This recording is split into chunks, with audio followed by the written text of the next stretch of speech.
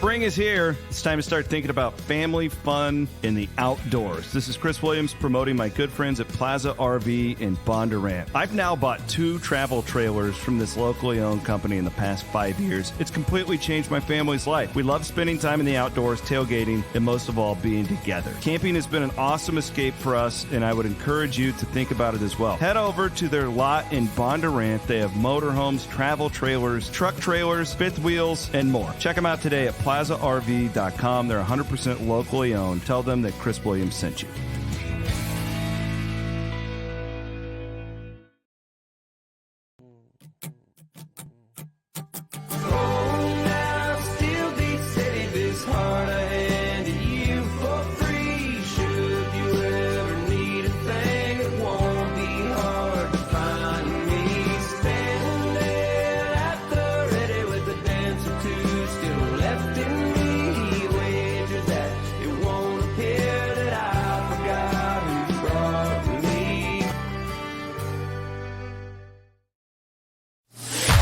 From the Channel Seed Studios, Nick Osen and Jake Brend talk all things Big 12. This is Firmly Entrenched, powered by Heartland Flags and Gifts. Every team, every sport, every flag, almost. Here's Nick and Jake on Iowa Everywhere.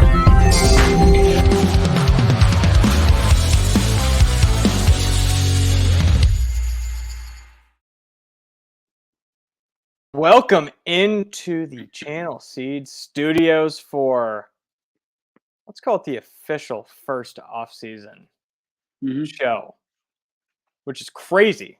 That we've ever had. I know. It is crazy, man. Feels weird to be here. It was a grueling, what would that be, about 8 months, but it was awesome. It was I loved it. You know, we got an exciting rundown that, you know, we put together that I'm excited about, but just being able to kind of preview games, you know, break down games, look ahead a little bit, that's been a blast. And I think we've got some great stuff getting into today as well, my friend. Yeah, today we're going to start with some coaching. Nothing official yet, but if you've been living under a rock, Scott Drew rumors to Kentucky are they're out there, certainly. That's one way to put it. We're going to talk about the Iowa State basketball hype train that might be going a little bit off the rails. Just maybe a little bit. And then I'm going to tell you, should I give this tease? Why not? I'm going to tell you why Caitlin Clark haters are good for basketball.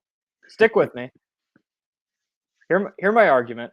I think most will agree, but I'll give you that kind of clickbaity headline, but stick around later to hear that argument. And then we'll close with some spring football. All in the Channel Seed Studios on Firmly Entrenched. All right. Scott Drew to Kentucky is a possibility. I don't know if you saw this. We're recording this around noon. About 10 minutes ago, Scott Drew tweeted on X, I think. Yeah, it's a real account. He tweeted, "Great lunch spot in Waco on a rainy day. No better friend and supporter than Eric Sharrow in Alliance Bank." Looks like he's out at a Mexican restaurant enjoying some chips and queso wearing a Baylor shirt. So I don't know if that puts rumors to rest, but we're still going to talk about it. Let's say it did happen. What would Drew's fit be like at Kentucky? Man, that's a really interesting timing tweet because first off, that kind of reminds me of, you know, whether it was Nate Oates recently with basketball or like a bunch of the potential candidates like Dan Lanning, Steve Sarkisian kind of around the Saban opening. So I think that could maybe mean one or two things. But, you know, in terms of the potential fit there, I understand why Kentucky would want Drew. Obviously one of the best, really most accomplished coaches in the last few years in the country. And for Drew, you know, even with the job he's done at Baylor, and that's a pretty big time program now, Kentucky is Kentucky. Like that is an unquestioned blue blood. But just in terms of, you know, his fit there, he's got a good personality. I don't think he always, you know, maybe shows it. Like to me, he's a little more kind of like level-headed, mild-mannered type of person. But in terms of the expectations, I mean, they are through the roof there, Jake. I understand what happened this last season with Cal and Kentucky. Like that was certainly a disappointment. He has not produced in the tournament recently. However, he has made it to several Final Fours. He helped get a national championship. Always one of the most talented rosters. And recruiting is a major thing. And fortunately, I think for Drew, he has really shown how he can recruit the last few years, but just personality wise, kind of the fit, the outside pressure from donors there. While I understand it from both sides, I would have a few questions about that fit. Yeah, I think the biggest thing would just be the pressure. He's in a place right now where he's the king of Waco, and he should be. Yeah. He took over a program coming off of not just the lowest of lows, but even lower than that. Like, not Yep. only was the program in a terrible place, they had a player murder a teammate. Like that that doesn't it doesn't get much harder than that to rebuild a program. And to take it from there to where I believe the year after they didn't even play a non-conference schedule, to take it from that to a national championship, it's one of the best coaching jobs in the history of sports. So Yeah. it totally makes sense why Kentucky would want him, but it also would take a lot of time, a lot of bad years for Drew to kind of lose that luster in Waco, where, as we could see in Lexington, it could take 2 years. It could take a round of 32. It could take back-to-back years of losing in the round of 32, and they could want him gone. So Yeah. that's, I guess, he's got a way. I have no idea what he's thinking. I have no idea what he wants to do. Um, he could be ready for a new challenge and try and go win a national championship at one of the 3 or 4 best jobs in the sport. What I think could be the more interesting part of it is what could happen to the rest of the Big 12 and a potential former Baylor assistant going back. How just oh man, I can't even talk about it without laughing. How awesome would it be if Jerome Tang went back to Baylor? He made that stupid video of him dancing. Oh, I'm staying at K State. Oh, like, do you want an award? Would you like a statue for not leaving? Would you like a statue for not breaking your contract, Jerome? That would, Imagine I think, after that video, if he went back. That's what I'm thinking of. I think if that happened, I personally, my mind goes to the K State side. I mean, like obviously Iowa State, K State, that's a solid rivalry in some sports, obviously with Farmageddon. But I think of just some of my friends that are fans of that program and how kind of up and down it's been with Tang over this last year. And again, I like some things about Jerome Tang. I've said that. I think he's, pretty like clear cut person. I think he's a dang good recruiter. I like some of the fun that he kind of has with students. But if that were to happen to the fan base and the program after, like you mentioned, the video, the speculation, the drama within the season, the stuff with the school president, like early in the season, and Naquan Tomlin, like it would just be a lot, I think, to kind of grasp. However, basketball wise, as we're kind of focused on, and I definitely want, to maybe add one more note about Drew too. I think that basketball wise, both could be pretty good fits. Like I think Tang at Baylor, I think he would do a really, really good job because he has shown that he can get some, either be in the top of the running or get some 4-star talent, at least high 4 stars to Manhattan at Kansas State. I have no doubts that he'd be able to do that at Baylor. Obviously, it's a program super familiar with. And I think it's a place where he could potentially, don't think he'd be Scott Drew, but potentially do some damage if he did return to Waco.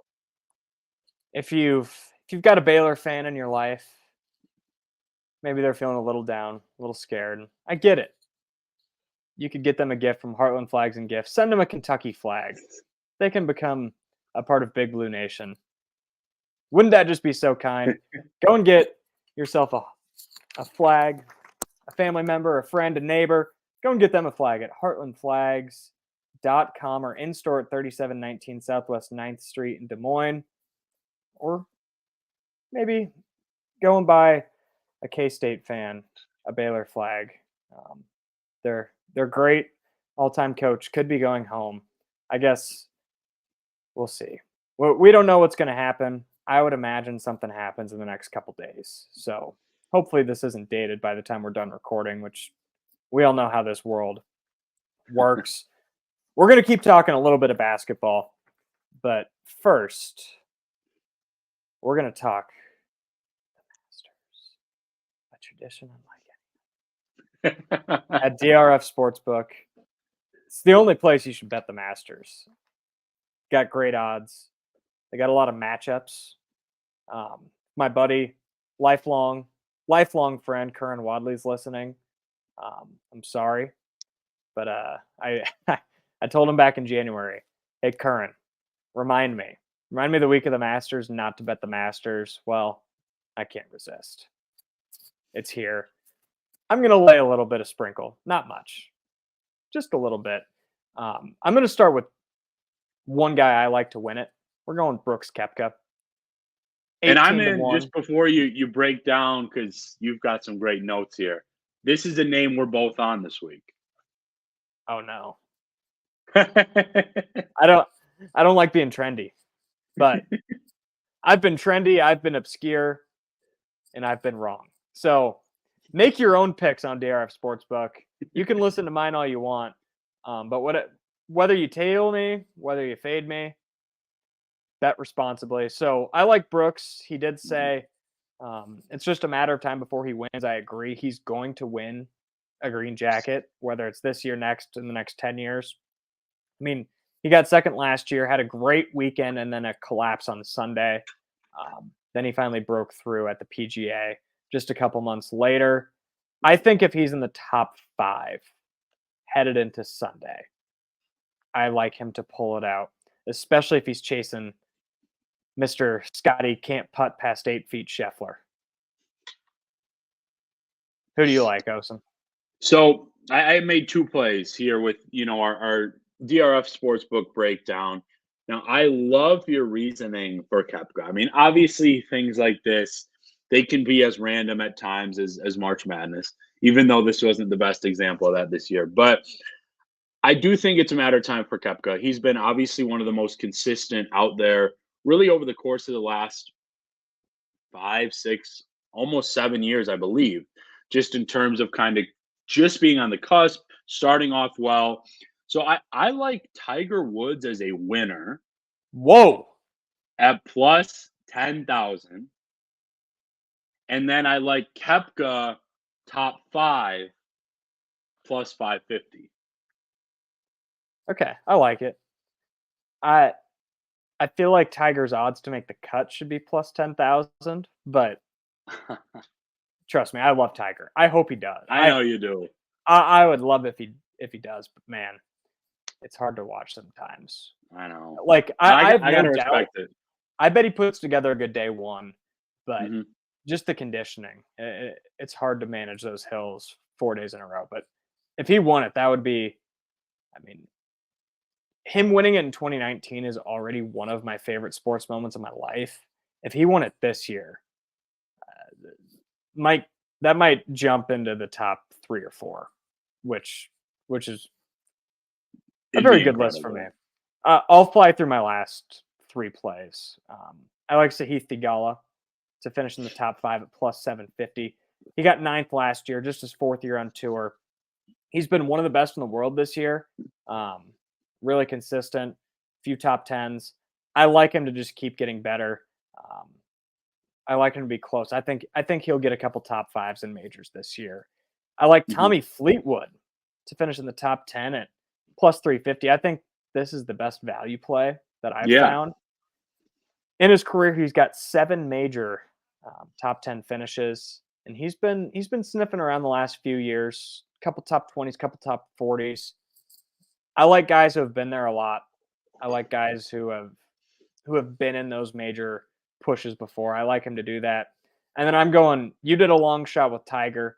I'm taking a long shot with Brian Harman at 66 to 1.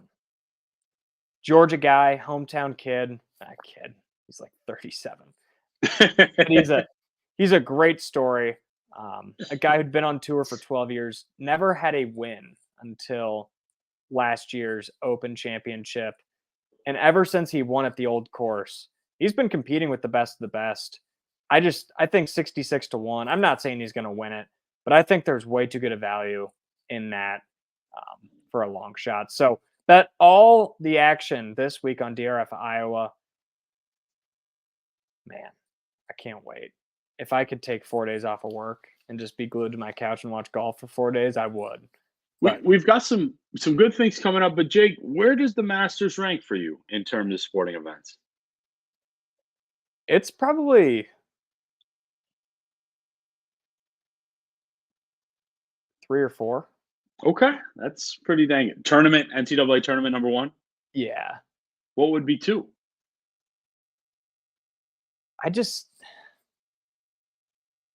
As a whole, it's probably a little bit behind, but Masters Sunday is maybe my second favorite like sporting day of the year. If you put it behind the first week in the NCAA tournament. Other than that, like Christmas Day on NBA is awesome. Thanksgiving is an awesome sports day, especially now with all the college basketball. Black Friday, they're all up there, but nothing gets me going quite like Masters Sunday. I'm a lifelong golfer, so I've got a soft spot for it, and I love it. I always got picked on in school because in high school when they gave us the laptops, I'd walk through the hallway with my laptop watching the Masters in between classes. None of my friends watch golf. Now a lot of them are. So now who's laughing? You a scratch golfer? Are you pretty good? No, I'm okay. If I didn't get pissed at myself, I'd be good. I'm not good. I'm not even going to pretend that I am. Like golf, huge fan of kind of that. Yeah, after the cut on the Masters, I can't always get in on Thursday and Friday, but Tiger in that Sunday red is awesome. I would put Masters Sunday probably 5 or 6, just because I'm pretty huge into even just like a Super Bowl Sunday or Thanksgiving Day. I forgot about Super Bowl. That's my bad. Yeah, and I would probably say like that first day or two, or maybe like the first U.S. match of a World Cup. Those are all pretty high.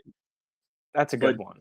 Yeah, definitely. But I think especially when you've got like 3 or 4 guys kind of battling, you hit that 1 or 2 p.m. Central on Sunday. It's definitely a great time, and I'm excited to be following this weekend. Busy week, but that final day is kind of what I love to focus on. This is probably cheating, but maybe my number 2 would just be any Game 7. It doesn't matter. NHL, MLB, NBA, any Game 7. I look forward to that all day long. It's like, and we're almost at that part of the year. Just a couple weeks until that. So many sports still, even though we're in the off season here at Firmly Entrenched. And speaking of off season, nothing says off season quite like way too early rankings. And do we have some way too early rankings for you? So got a list of about 10 that I'm just going to run through of where these publications across the country have Iowa State ranked ahead of the 2024-25 season. ESPN has Iowa State 5th, CBS Sports 3rd, Yahoo 3rd, The Athletic 4th, Fox Sports 4th, Sports Illustrated, if it still exists, 2nd, USA Today 3rd, Sporting News 2nd, Field of 68 5th, and then the haters from 24/7 Sports have Iowa State at 8th. Nick Osen, are the expectations getting too high? On the outside, I think a little bit. But on the inside of the program, I know that this is, kind of par for the course, because I just got the sense that this team really felt like they didn't do the damage that they kind of set out to this year. You can say that's obvious for any team, but I think it really was pretty obvious for their potential, even if it was just going to be one more win than running into the train that was UConn. But, I think maybe just a little bit high. But then again, because of this time of the year, we all know that these rosters aren't fully set and things like that. So sitting here where we are, Jake, at like early to mid-April, fresh off of the NCAA tournament with the core that's expected back in Ames, I think they're maybe a bit high. 2, just about right. Like up until then, I think 2 is maybe a little high.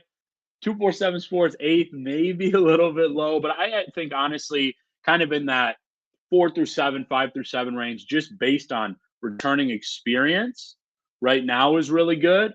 But I know that some programs like a Duke, like a Kansas, like an Illinois, they are some that are going to make some pretty big splashes going forward in the portal too. This just isn't something that Iowa State is used to really in any sport. Women's basketball, I think, was preseason 5 or 6. Ashley Jones' final year, they were preseason top 5 in Steve Prohm's first year, but that's a first year head coach. Mm-hmm. At least in my time that I can remember as a Cyclone, those are the only 2 times that those have happened. So the initial reaction is, oh, strap on the nut cup. But we know for a fact. You just say that. We know for a fact that that's not what the program's thinking. The program probably doesn't even look at this or care. But what is true is that Iowa State will most likely, barring any shocking change or a couple teams getting a lot better, they'll most likely open the season in the AP poll in the top 5, 6, 7. Yep. That seems pretty safe just with all of this. How does having that expectation change the offseason in the program compared to years past where there really haven't been any expectations outside of Ames for any of those 3 seasons, if at all, if it does change at all? That's a really good question. I think the only way, Jake, that it does, to me, from my experience, obviously being there close with the team, covering the team, I think maybe you can't play the underdog quite as much, like feeling a little bit overlooked and things of that nature. I don't think that would necessarily be fully accurate if you are getting that preseason recognition. And I personally will say, just for what it's worth, I think they're going to end up slotting around more so 7 to 9, just because of some of the rumblings I've seen of some of the other top teams. And I want to hear who your top 1 or 2 would be. But yeah, certainly they're going to be up there. Definitely top 10, well-deserved. And I think for the players, in addition to obviously just the ultimate motivations that they have, I think they just want to get to as far as kind of some of those projections are, if not further. Like I always kind of learned and expected when you're a player, you're a fan of the team, you kind of want to get to at least where your seed is. You know what I mean? In like NCAA tournament. Like if you're a 4, you'd love to get to that Sweet 16. That's kind of what I'm getting at there. But in terms of just the motivational factors, the focus inside the program, I don't think it changes much because I think that those areas have already, for the most part, been at pretty close to a championship level. Yeah, I think the expectation should and will be a Final Four. And I don't think that's ridiculous to say. That's obviously a high goal. Hasn't been done in Ames since 1944, if you even count that. So I count it. But they're gonna have their work cut out for them. There's no doubt. But at the end of the day, these are just out there for us to talk about. That's the only reason they exist. Yeah. They mean nothing. Exactly. And I can guarantee, schedule's not out yet. The roster's not even finalized yet. Iowa State still has 2 open scholarships. I can guarantee Iowa State's going to drop a game at BYU next year. They're gonna lose and still watch. Something like that. They'll drop down to 12 or 13 at one point in the season. Like it's just bound to happen.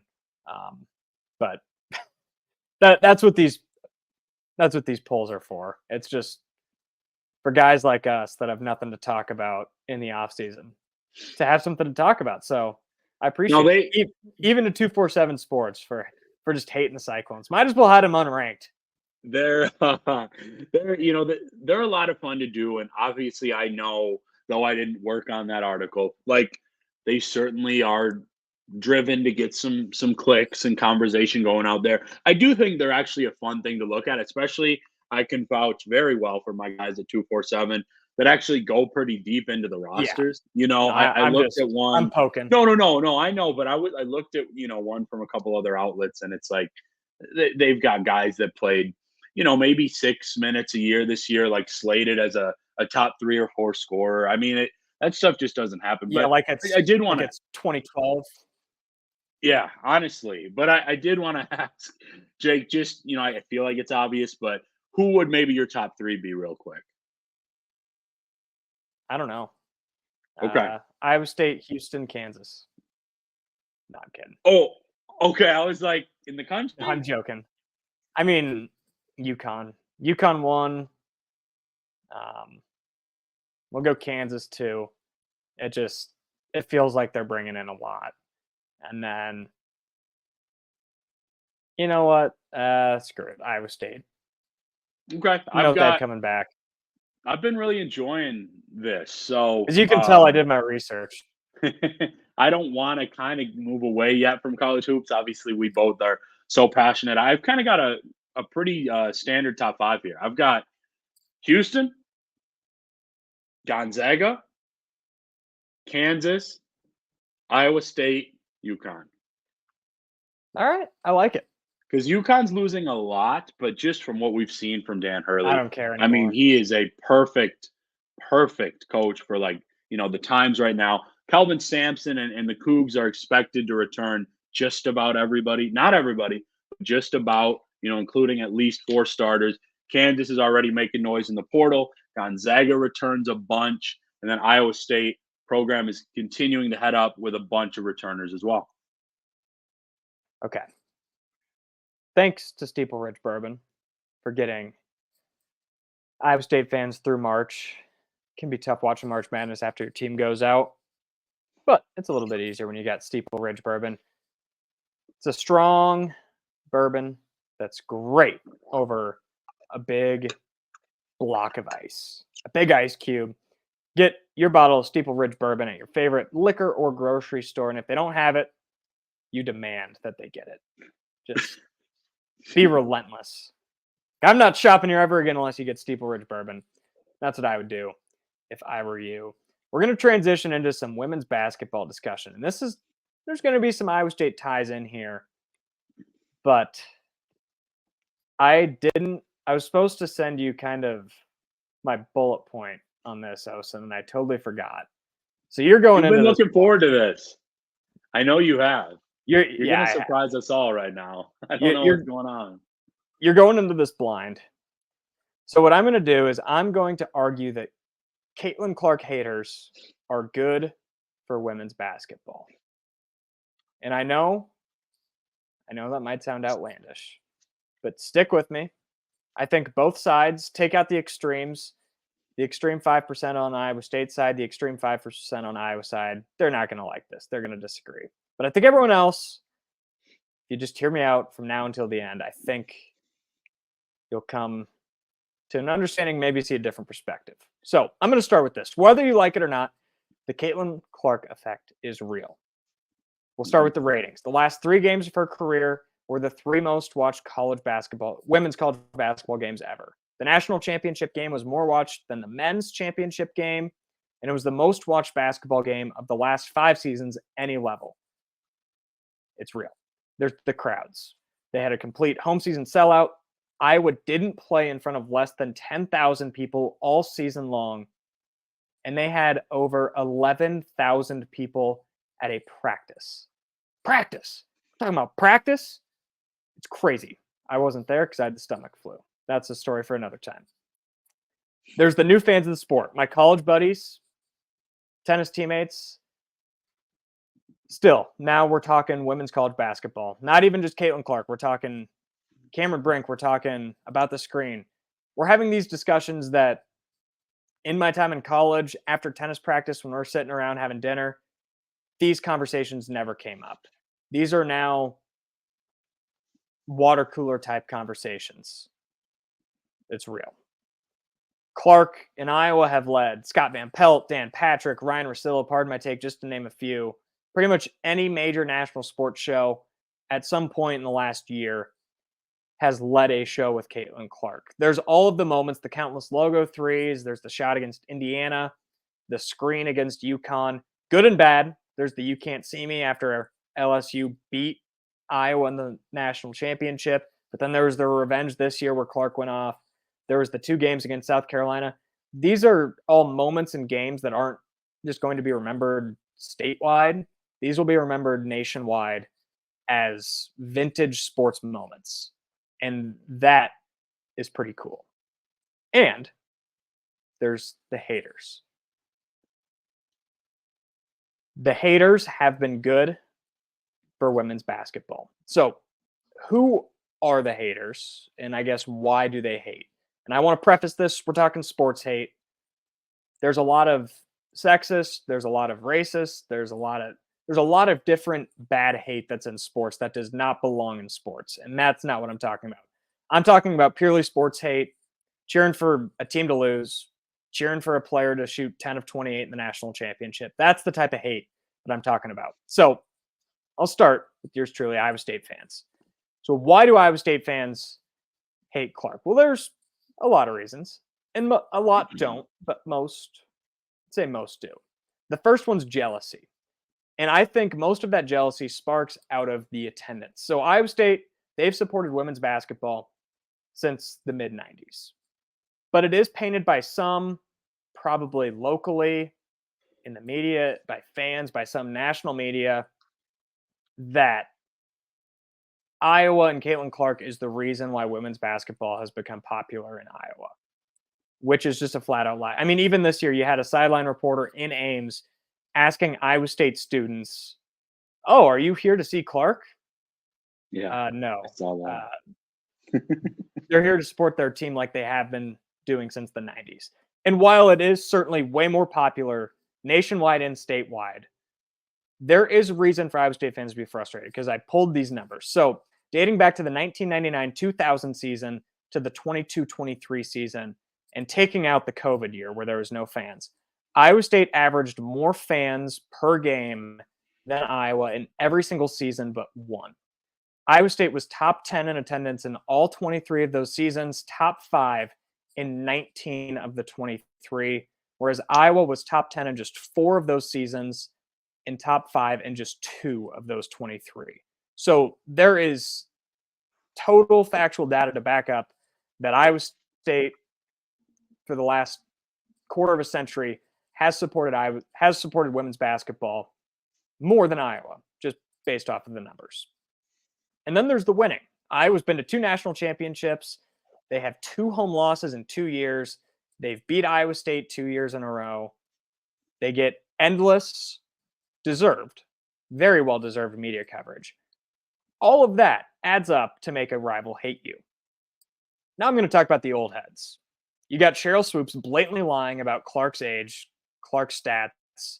You've got Diana Taurasi being bitter on an ESPN broadcast, saying that she's in for a rude awakening when she gets to the league. You've got Lynette Woodard, after all Iowa did, after all Lisa Bluter did, to bring her back to Iowa City, to bring her back in the spotlight, all for her to just come out and say, yeah, my record's still the real one, and Clark didn't actually break it. It was very bitter, and it was a horrible look. And those are just a few examples. There's been more old women's basketball players that have hated on Clark. But all of this, again, I think stems out of jealousy. They didn't get the coverage that they thought they deserved that Clark got. They didn't get the fame that they thought they deserved that Clark got. They didn't get the money. You get the point. And their legacies are being tested. So should these current WNBA players next year, when Clark is on the fever with Aaliyah Boston, should they just roll out the red carpet for her? And, you're the greatest of all time. Thank you for what you've done for your sport. No, because it wouldn't make sense. They're competitors. But they should be appreciative that someone is finally bringing the attention that women's basketball deserves to a sport that they pioneered, to a sport where they went and played in Russia because they had to. So the bitterness is understandable. They should be appreciative, but they aren't. But guess what? That's what freaking happens in sports. But for so long, nobody cared about women's basketball enough to hate. They didn't care enough to even discuss this stuff. You look in the NBA. All these years later, some people still don't respect LeBron. Some people still don't respect Steph Curry, what those two have done for the game. Because what? There's just blatant haters that are dumb.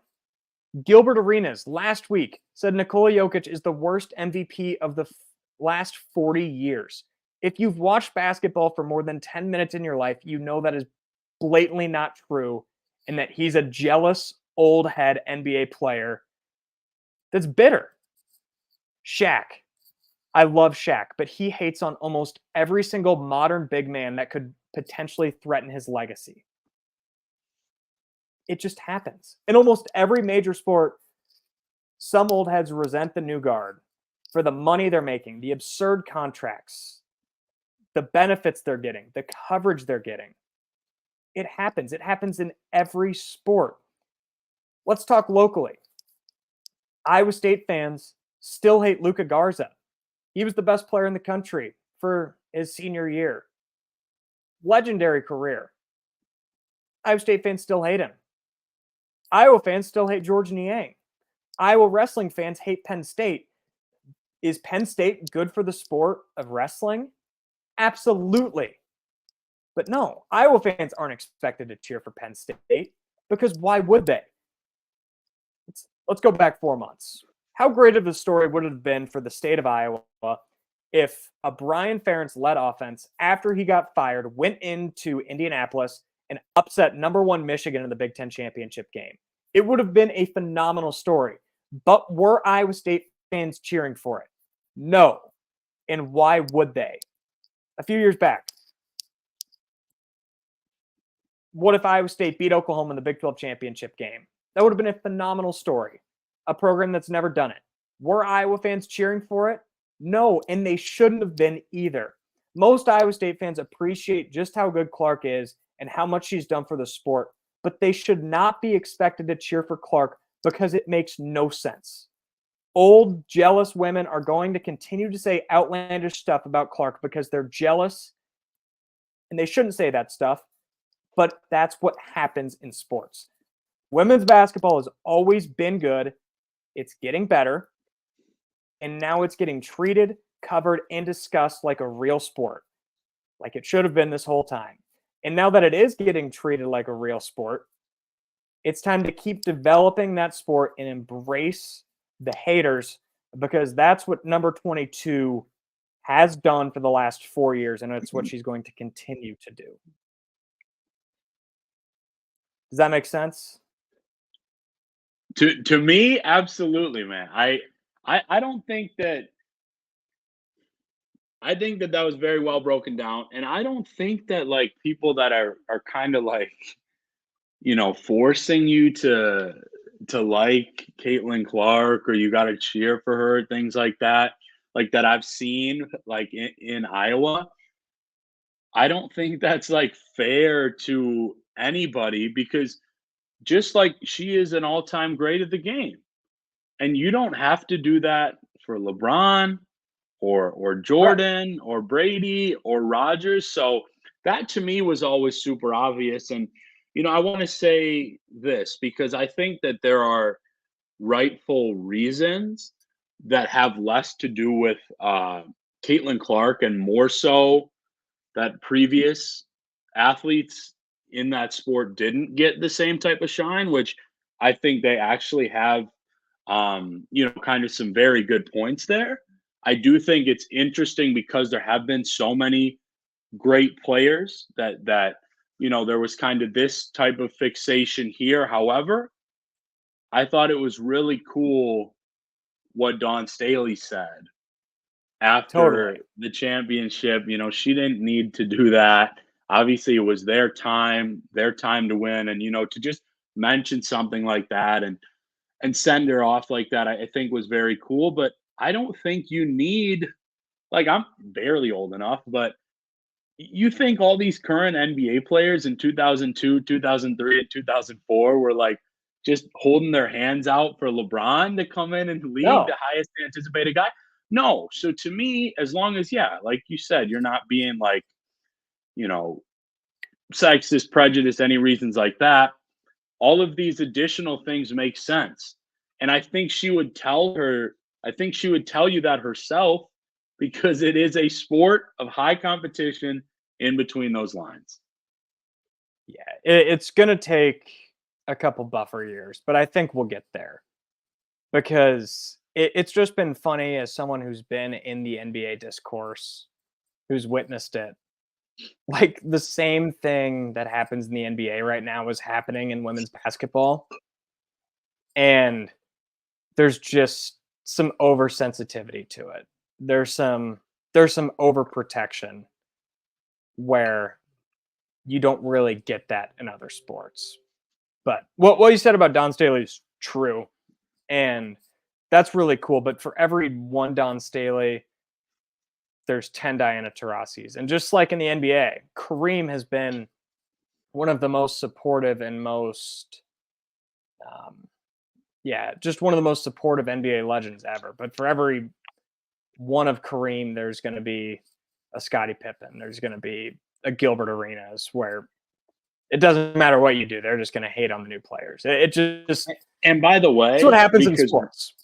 we're both huge NBA fans too, so I'm hoping we can have some fun with that in the next week or two, here and there, just with the playoffs getting going. But some of it, like I mentioned, a lot of credence and credit to previous star women athletes because I do think that some of what they say is very fair.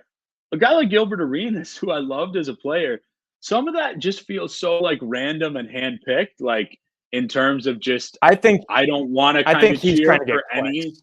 yeah, like any current guys. Like so, and one time, he'll give LeBron credit for something, and then another he'll talk about how he wasn't Jordan in this sense. You mentioned Jokic.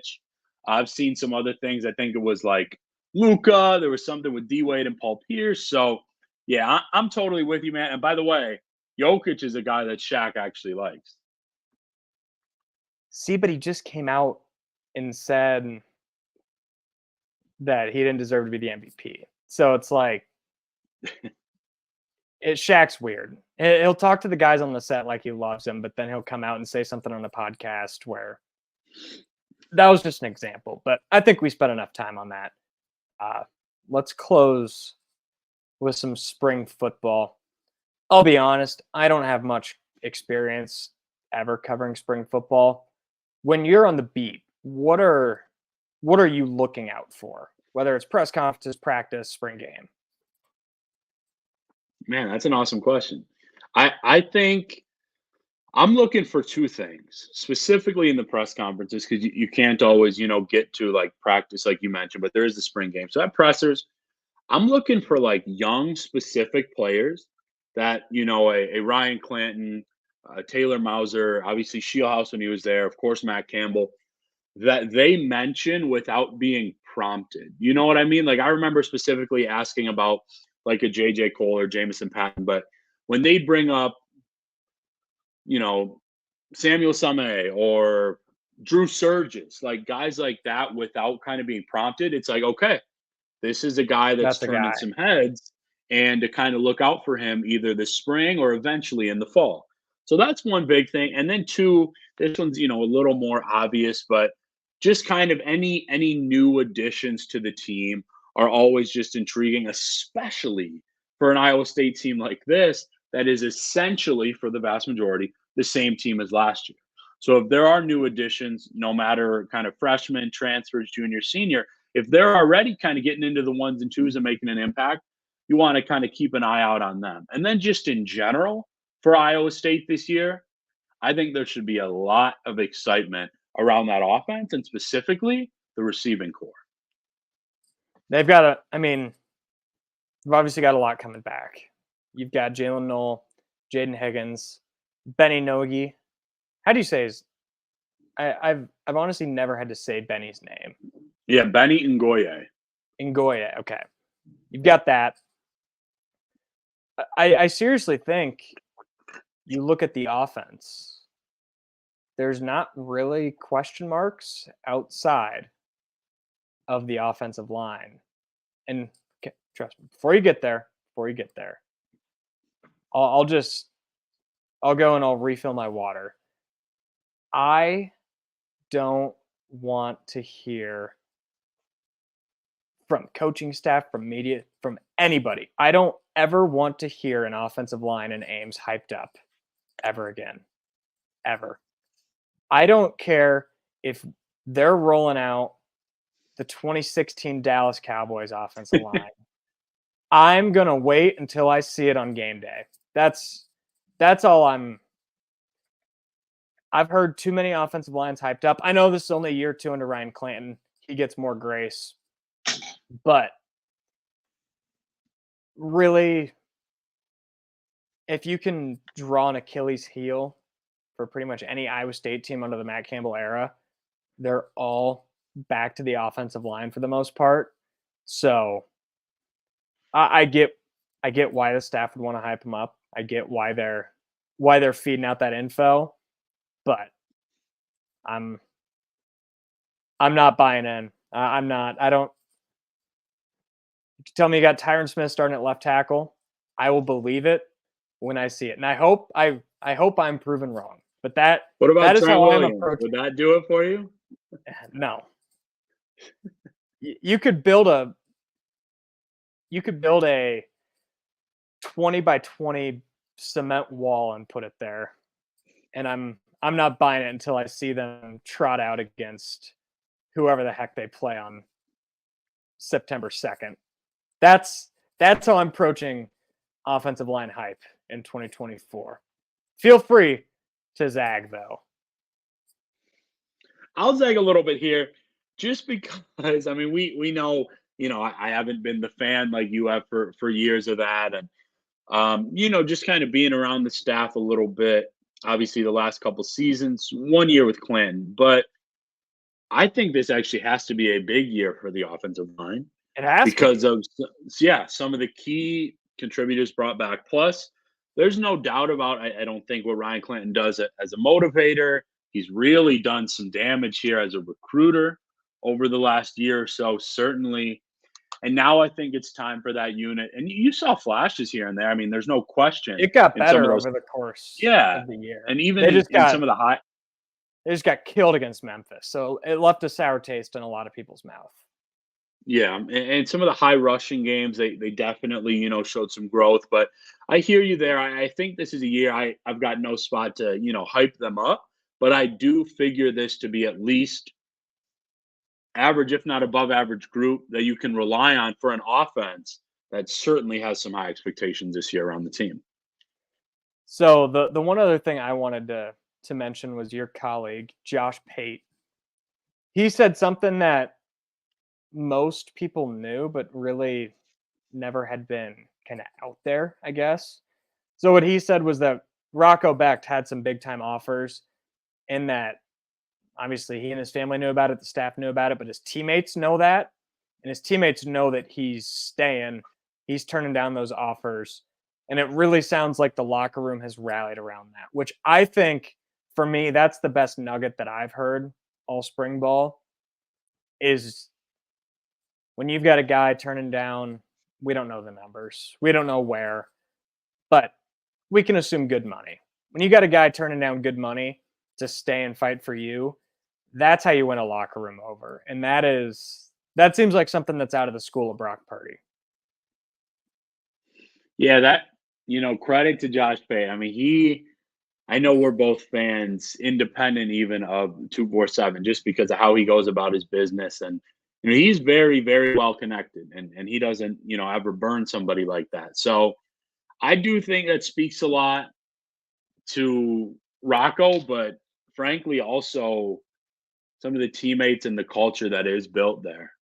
Because I think that there's reason for guys like Rocco and TJ, Tampa, and Jalen and Jaden, and Cooper. T.O., Jeremiah Cooper, like several other players, Caleb Bacon, and remember he was a walk-on for a while too. For these guys to be, so in deep there, and I think it's really impressive.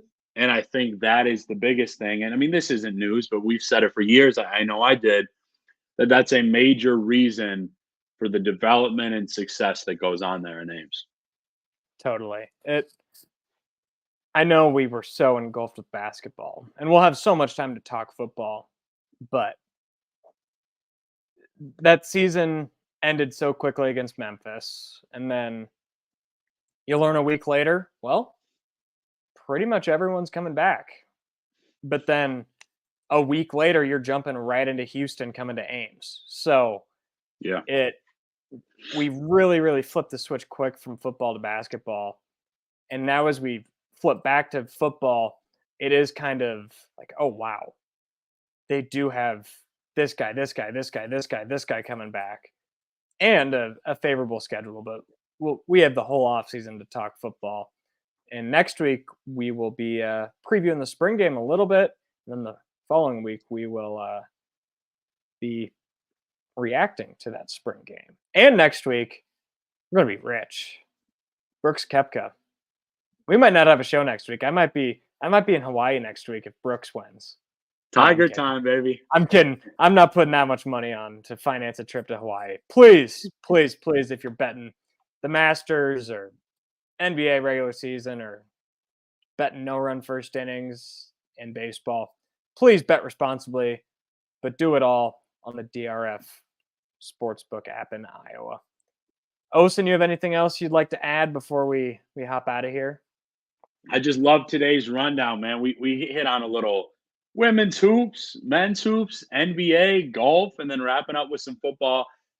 A lot more of what you can expect here, just in the off season, like you said. But as we know, no real off season here in sports media.